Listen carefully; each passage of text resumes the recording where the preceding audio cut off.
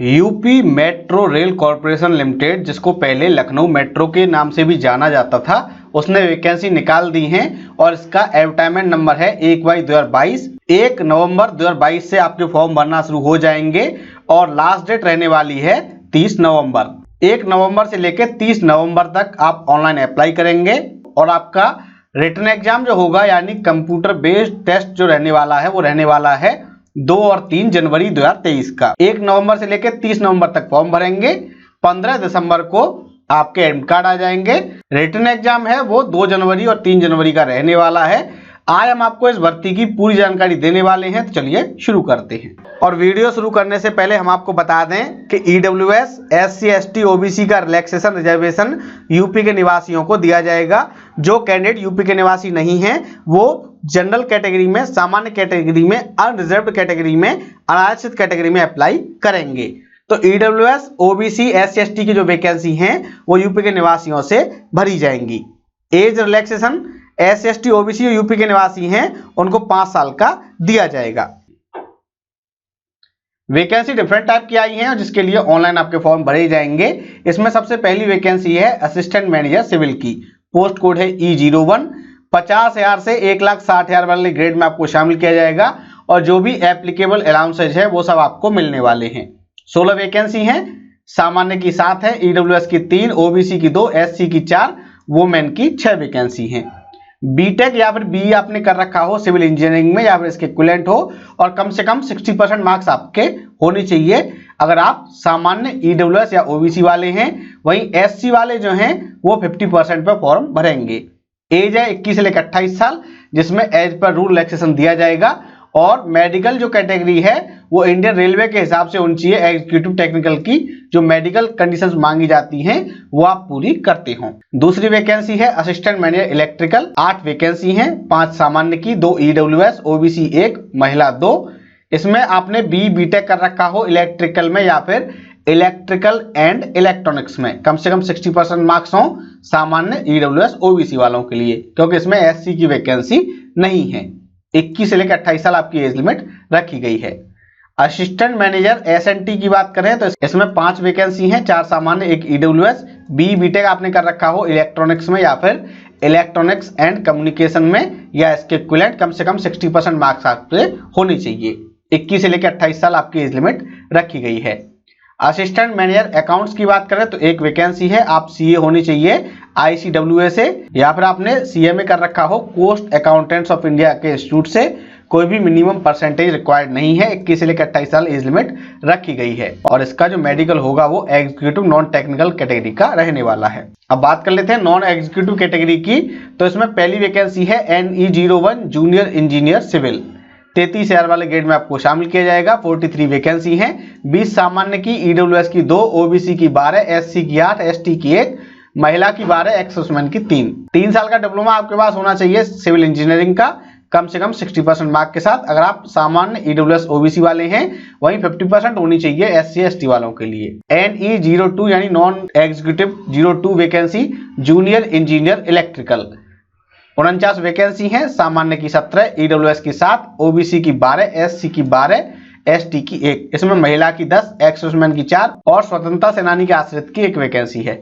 3 साल का डिप्लोमा आपके पास होना चाहिए इलेक्ट्रिकल में या फिर इलेक्ट्रिकल एंड इलेक्ट्रॉनिक्स में। सामान्य EWS OBC को 60%, SC ST को 50% नंबर होना अनिवार्य है। एज है 21 से लेकर 28 साल और इसमें A3 कैटेगरी का आपका मेडिकल होगा। जूनियर इंजीनियर SNT की बात करें, वैकेंसी 17 आई हैं, जिसमें सामान्य की 7 हैं, EWS की 3, OBC की 3 और SC की 4 वैकेंसी।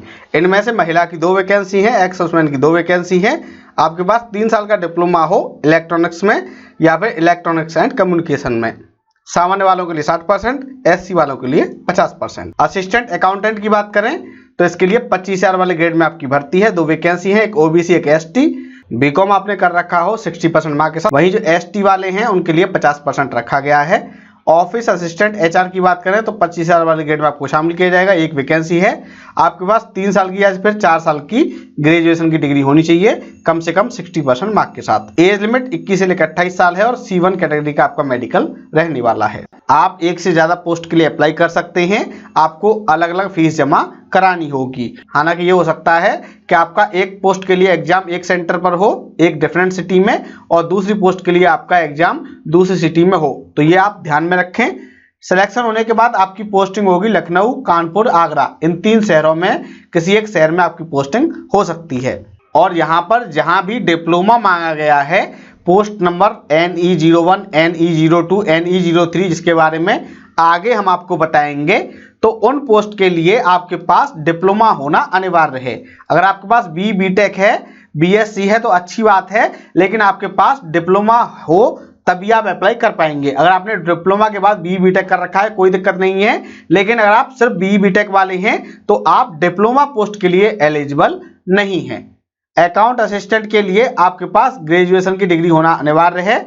वो कैंडिडेट जिनके पास हायर क्वालिफिकेशन है रेस्पेक्टिव डिसिप्लिन में, लेकिन ग्रेजुएशन नहीं है, वो एलिजिबल नहीं है। यानी इन्होंने MCOM कर रखा है लेकिन BCOM नहीं है, वो एलिजिबल नहीं है। अब बात कर लेते हैं सिलेक्शन प्रोसेस की। सिलेक्शन प्रोसेस में assistant manager civil, electrical, SNT, इन पोस्ट के लिए आपका पहले रिटन टेस्ट होगा, उसके बाद डॉक्यूमेंट वेरिफिकेशन और मेडिकल रहने वाला है एग्जीक्यूटिव टेक्निकल कैटेगरी का। असिस्टेंट मैनेजर अकाउंट्स के लिए आपका रिटन टेस्ट होगा, उसके बाद डॉक्यूमेंट वेरिफिकेशन, उसके बाद मेडिकल। इसमें नॉन टेक्निकल कैटेगरी का मेडिकल रहने वाला है।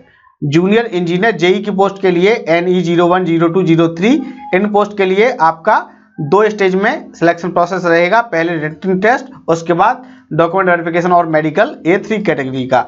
अकाउंट असिस्टेंट, ऑफिस असिस्टेंट के लिए आपका रिटन टेस्ट होगा, उसके बाद डॉक्यूमेंट वेरिफिकेशन, उसके बाद मेडिकल होगा C1 कैटेगरी का। मेडिकल की बात करें तो मेडिकल कैटेगरी हम आपको बता चुके हैं, आपको डॉक्यूमेंट वेरिफिकेशन के बाद मेडिकल के लिए जाना होगा। अब बात कर लेते हैं सिलेक्शन प्रोसेस में जो सबसे पहले होगा वो होगा आपका रिटन टेस्ट। ये CBT रहेगा, यानी कंप्यूटर बेस्ड टेस्ट रहेगा और हिंदी इंग्लिश दोनों भाषाओं में आएगा। इसमें जनरल इंग्लिश, इसके अलावा general awareness, logical ability, quantitative aptitude और नॉलेज ऑफ डिसिप्लिन, यानी जिस पोस्ट के लिए आप अप्लाई कर रहे हैं उससे संबंधित सवाल आएंगे।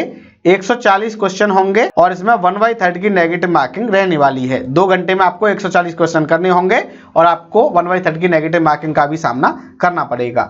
एग्जाम सेंटर की बात करें तो लखनऊ, कानपुर, आगरा, प्रयागराज, वाराणसी, गोरखपुर, मेरठ, झांसी, बरेली, गौतम बुद्ध नगर, नोएडा, ग्रेटर नोएडा, गाजियाबाद, अलीगढ़, मुरादाबाद, मथुरा और मुजफ्फरनगर, ये आपके सेंटर बनाए गए हैं। जब आप एग्जाम देने आएंगे तो एडमिट कार्ड, एक पासपोर्ट साइज फोटोग्राफ जो आपके एप्लीकेशन फॉर्म में आपने अपलोड किया था उसी टाइप का, एक वैलिड फोटो ID प्रूफ, ये आप लेके आएंगे। अब बात करें कॉस्ट ऑफ ट्रेनिंग और सिक्योरिटी बॉन्ड की, तो जो कैंडिडेट अप्लाई करेंगे E1 से लेके E4 तक, यानी एग्जीक्यूटिव पोस्ट के लिए, उनको 94,000 रुपये ट्रेनिंग कॉस्ट जमा करानी होगी। वहीं NE01 से 06 तक जो कैंडिडेट सेलेक्ट होंगे उनको 35,400 रुपये ट्रेनिंग कॉस्ट जमा करानी होगी। इसके अलावा एग्जीक्यूटिव पोस्ट के लिए आपको 3 लाख रुपए का बॉन्ड साइन करना होगा कि आप कम से कम 3 साल तक सर्विस करेंगे लखनऊ मेट्रो में। वहीं नॉन एग्जीक्यूटिव पोस्ट के लिए 1.5 लाख रुपए का बॉन्ड आपको भरना होगा। अब बात कर लेते हैं ट्रेनिंग और प्रोबेशन की, तो आपको 2 साल का प्रोबेशन पीरियड पर रखा जाएगा, उसके बाद आपको परमानेंट किया जाएगा। सैलरी आपको एज पर रूल दी जाएगी, जो भी एप्लीकेबल अलाउंसेज हैं वो सब आपको मिलने वाले हैं। अब बात कर लेते हैं एप्लीकेशन फीस की। एप्लीकेशन फीस 590 रुपये रहने वाली है उन कैंडिडेट के लिए जो सामान्य EWS OBC हैं, साथ ही अदर स्टेट वाले हैं। यूपी के SC ST के लिए फीस है 236 रुपए। बात करें आवेदन करने की, एप्लीकेशन फॉर्म ऑनलाइन है, आप upmetrorail.com पे जाके वहां से ऑनलाइन फॉर्म भर सकते हैं। फॉर्म भरने के बाद उसका प्रिंट आउट निकलवा के अपने पास सुरक्षित रख लें। तो साथ ही ये थी जानकारी यूपी मेट्रो रेल में जो भर्ती आई है उसके बारे में हमने आपको बताया। ऑनलाइन फॉर्म की स्टार्टिंग डेट है 1 नवंबर, लास्ट डेट है 30 नवंबर। 15 दिसंबर को आपके एडमिट कार्ड आ जाएंगे और आपका एग्जाम होगा 2 और 3 जनवरी को। साथियों, मैं उम्मीद है ये वीडियो आपको पसंद आया होगा। इस वीडियो को लाइक कीजिए, शेयर कीजिए और अगर आप नए हैं हमारे चैनल पर तो हमारे चैनल को सब्सक्राइब कर लीजिए, क्योंकि मिलती है सही जानकारी को सरल भाषा में। धन्यवाद।